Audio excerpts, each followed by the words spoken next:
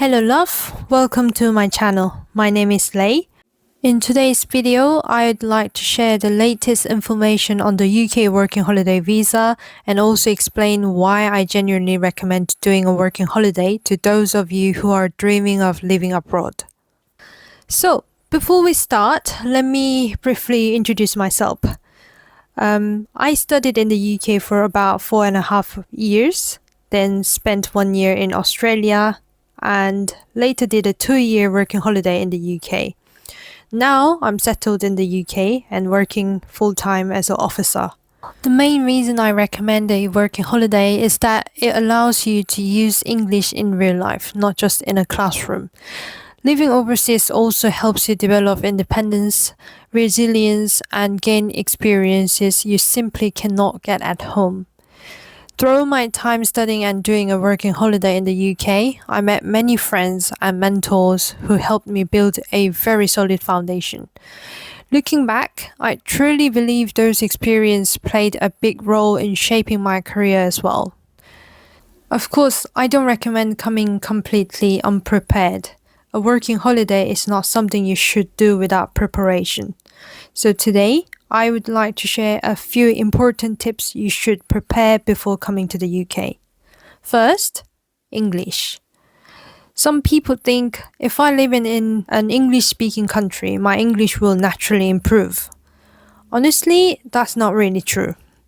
Even though I had prepared with exam English, IELTS, and conversational practice before coming to the UK, the first 3 months were still extremely challenging. I improved a lot because I was studying at university, but working holiday people are thrown straight away into the real world. There's no preparation period. That's why I strongly recommend studying English as much as possible before you arrive. If you plan to improve your English after arriving in the UK, then joining in a language school is something you should seriously consider. From the moment you arrive, your competition isn't just locals, but people from everywhere in the world. If communication is difficult, it becomes very hard to enjoy even half of the working holiday experience you imagined. And this is something I really want to share from personal experience. My working holiday started at a point when I was already able to communicate in English, which helps things run very smoothly. Even so, I still sometimes think I should have studied English even more before coming to the UK. So this is my honest advice to you. If you decide to do a working holiday, start studying English now.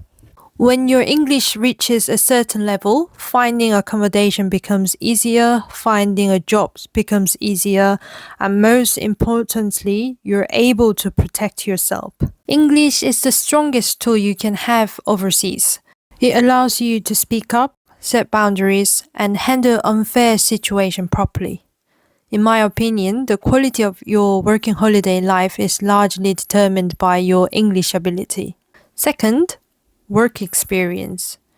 Every part-time job you've done in Korea counts as experience. Even if it wasn't for a long time, it still matters.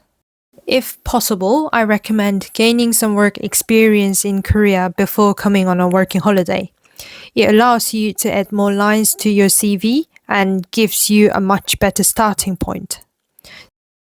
So, when is the best time to do a working holiday? I usually divide this into 2 cases. If your goal is to travel, meet new people, and collect life experiences before settling down in Korea, then I recommend coming as early as possible. However, if your goal is to gain meaningful work experience, then it's better to come when you already have some experience and your English is well prepared. In the end, there's no single right answer. The best timing depends entirely on your personal needs and goals. Now, let's talk about money. A working holiday is not cheap. First, the eligibility. Korean citizens aged 18 to 35 who have never used a UK working holiday visa before can apply. This visa can only be used once in a lifetime. There are 5,000 places per year and is first come, first served based. As for the cost, the visa application fee is £319. It's about 622,000원. And immigration health surcharge for 2 years is £1,552, around 3 million won. You also need to show savings of 2,530, which is roughly 5 million won when applying.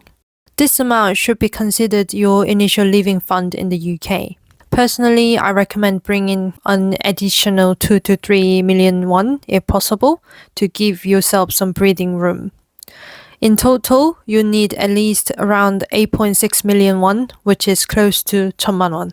Because a working holiday requires this level of financial commitment and 2 valuable years of your life, I strongly recommend coming fully prepared. Research as much as you can while you're still in Korea, gather reliable information, and arrive with a clear plan. That preparation will make a huge difference in how fulfilling your working holiday experience becomes. I hope today's video helped you think a little more realistically about the UK working holiday. If it did, please like the video and don't forget to subscribe. Thank you for watching. I'll see you in the next video.